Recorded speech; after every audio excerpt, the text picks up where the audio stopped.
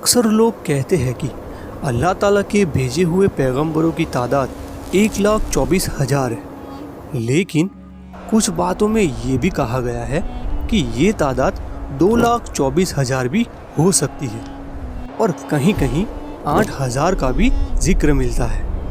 اب سوال یہ پیدا ہوتا ہے کہ آخر حقیقی تعداد کیا ہے؟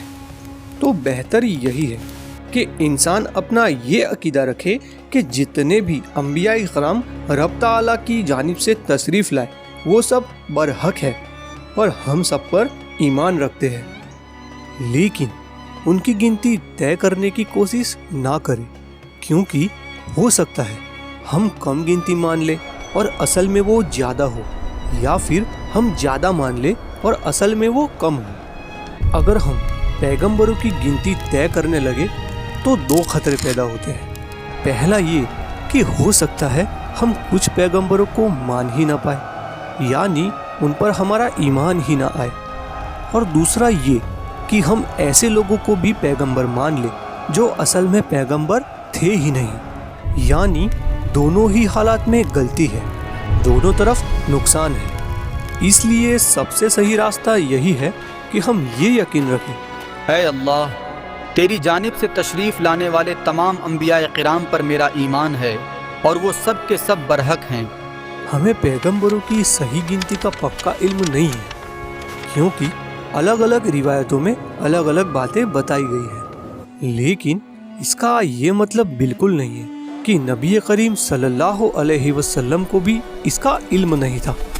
اسی طرح اگر ہمیں سبھی پیغمبروں کے قصے تفصیل سے نہیں بتائے گئے تو اس کا مطلب یہ بھی نہیں کہ نبی کریم صلی اللہ علیہ وسلم کو ان کے بارے میں نہیں بتایا گیا تھا، کیونکہ اللہ تعالیٰ نے وحی کے ذریعے کئی پیغمبروں کے حالات نبی کریم صلی اللہ علیہ وسلم پر ظاہر کیے تھے، اور اگر ہر ایک پیغمبر کی پوری خبر ہمیں بھی دی جاتی تو ہمیں بھی سب کچھ معلوم ہو جاتا، لیکن ایسا نہ ہونا اس بات کی دلیل نہیں ہے کہ نبی کریم صلی اللہ علیہ وسلم کے علم میں کوئی کمی تھی، بلکہ حقیقت یہ ہے کہ نبی کریم صلی اللہ علیہ وسلم کا علم بہت بلند اور مکمل ہے۔ بے شک نبی کریم صلی اللہ علیہ وسلم اس دنیا سے اس وقت تک رخصت نہیں ہوئے جب تک اللہ تعالیٰ نے انہیں دنیا اور آخرت کے تمام چھپے ہوئے علم کو عطا نہیں کر دیا، لیکن کچھ باتیں ایسی بھی تھیں جنہیں چھپانے کا حکم خود اللہ تعالیٰ کی طرف سے دیا گیا تھا، یعنی علم پورا تھا مگر ہر بات بتانا ضروری نہیں تھا۔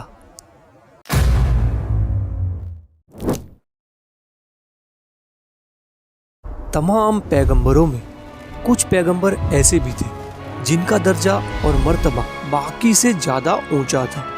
ان میں سے کچھ 104 پیغمبر ایسے مانے جاتے ہیں جن پر اللہ تعالیٰ نے کتابیں نازل فرمائی۔ ان میں سے 4 کتابیں تو بہت مشہور ہیں، تورات، انجیل، زبور اور قرآن پاک۔ اس کے علاوہ کچھ پیغمبروں کو رسول کہا جاتا ہے، اور ایسے رسولوں کی تعداد 313 بتائی گئی ہے، اور جہاں تک آسمانی کتابوں کی بات ہے تو ان کی کل تعداد 100 بتائی جاتی ہے، لیکن ان میں سے زیادہ تر کے الگ الگ نام نہیں ہیں، انہیں صحیفے کہا جاتا ہے۔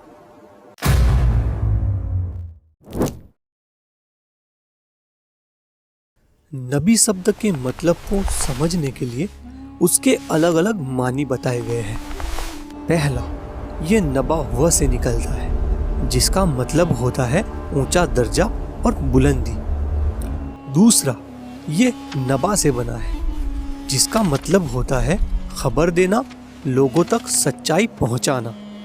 اور تیسرا، یہ نبا سے نکلا مانا جاتا ہے جس کا مطلب ہوتا ہے ہلکی یا چھپی ہوئی آواز، یعنی نبی وہ ہوتے ہیں جن کا درجہ اونچا ہوتا ہے، جو لوگوں تک اللہ کا پیغام پہنچاتے ہیں اور کبھی کبھی چھپے ہوئے راز بھی بتاتے ہیں۔ پہلے مطلب کے حساب سے نبی کو نبی اس لیے کہا جاتا ہے کیونکہ ان کا درجہ تمام مخلوق میں سب سے اونچا ہوتا ہے، दूसरे मतलब के हिसाब से वो इसलिए नबी है क्योंकि वो हक बात को लोगों के सामने लाते हैं और उन्हें गैब की खबरें देते हैं।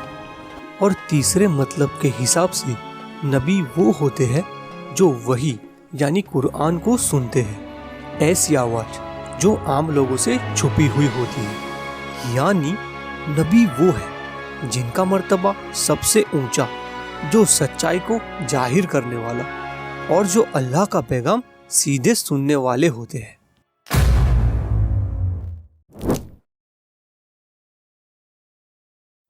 मौजिजा क्या होता है, इसे आसान तरीके से समझो। जब कोई नबी अपनी नबूवत का ऐलान करने के बाद ऐसा काम दिखाए जो आम इंसानों की आदत और ताकत से बिल्कुल बाहर हो और वो बिना किसी जाहिरी मदद के हो, तो ऐसे काम को मौजिजा कहते हैं। लेकिन हर अलग या तेज काम मौजिजा नहीं होता। जैसे कोई इंसान बहुत तेज दौड़कर सबको पीछे छोड़ दे, या किसी की नज़र इतनी तेज हो कि वो दूर की चीज को देख ले जो आम लोग नहीं देख सकते, तो ये सब सिर्फ काबिलियत है, मौजिजा नहीं। क्योंकि ये काम इंसानी ताकत के अंदर आते हैं, जबकि मौजिजा वो होता है जो इंसानी ताकत से बिल्कुल बाहर हो। याद रखो, मौजिजा सिर्फ नबी से जाहिर होता है। अगर कोई गैर नबी कोई हैरान कर देने वाला काम कर दे तो उसे मौजिजा कहना सही नहीं है। और अब क्या आपको पता है नबी कौन नहीं हो सकता? उसकी डिस्कस करेंगे हम नेक्स्ट वीडियो में। Subscribe the channel.